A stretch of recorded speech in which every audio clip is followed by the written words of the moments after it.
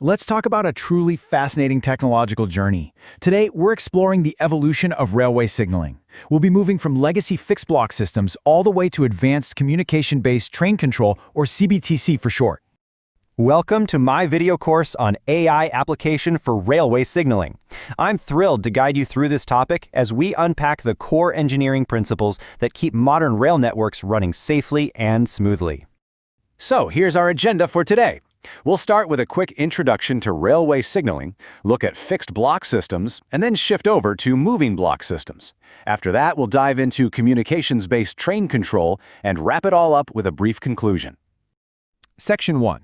Introduction to Railway Signaling, the Core Challenge. Okay, let's dive into this.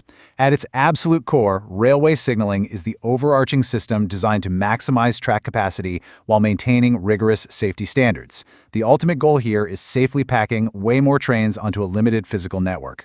We have finite rail space, right? Especially in dense urban areas. So the ongoing challenge is figuring out how to move as many people and goods as possible without ever compromising on safety.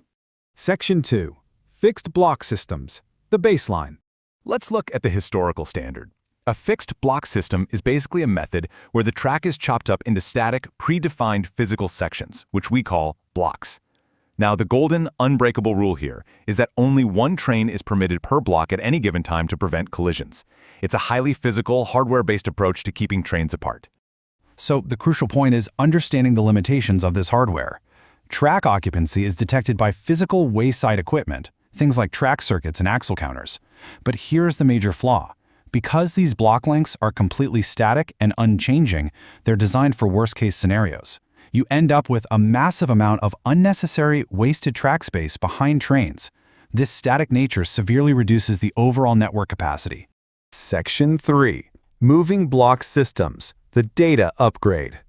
Now, a moving block system completely flips the script. Instead of physical sections, it utilizes continuous train positioning to establish dynamic safety distances. It's like having a flexible, invisible safety bubble that continuously moves right along with a train. Because the system constantly knows exactly where the train is, that safety bubble can dynamically shrink and grow based on the train's speed, letting trains safely run much closer together. Let's contrast these two systems to really grasp this shift. On one side, fixed block systems rely on static track sections and physical wayside equipment. As we saw, that leads directly to wasted capacity. On the other side, moving block systems leverage dynamic safety distances and continuous onboard sensors to completely maximize capacity. We're moving from a rigid world of steel to a flexible world of real-time data. Section 4. Communication-based train control. So, what exactly is CBTC?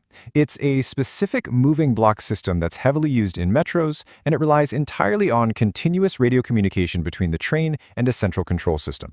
It's absolutely vital to point out that without a robust, continuous communication loop, the moving block concept just totally falls apart. To make CBTC work without traditional track circuits, we need a very specific toolkit. The key components include onboard sensors like odometers or tachometers, a continuous radio-based communication network, the wayside CBTC acting as the central brain, and physical norming points, which are typically RFID tags placed right on the tracks.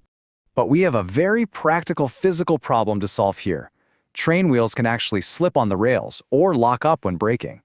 When that happens, the train's onboard odometer miscalculates the distance traveled. To fix this drift, we use those physical norming points installed right between the rails.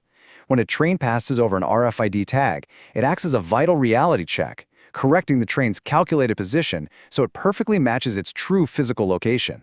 And this brilliantly illustrates the moving block for equipped trains. You have this high-speed, continuous conversation happening between multiple moving vehicles and the centralized wayside controller. It's this constant flow of data that ensures those dynamic safety buffers remain mathematically perfect at any given millisecond. Let's move to and see how this builds into a practical loop. It happens in 5 steps. Step 1, train B continuously calculates its position using its sensors and those norming points. Step 2, train B transmits this position via radio to the wayside CBTC equipment. Step 3, the CBTC brain calculates a dynamic protection point right behind train B. Step 4, the wayside radio continuously transmits this protection point back to the following train, train A.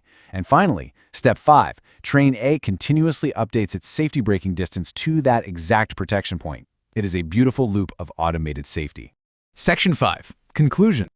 If there's one core takeaway here, it's this.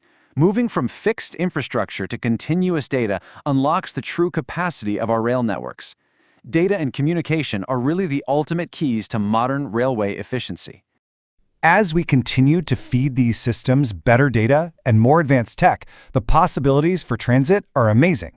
Thanks. We can see you next video.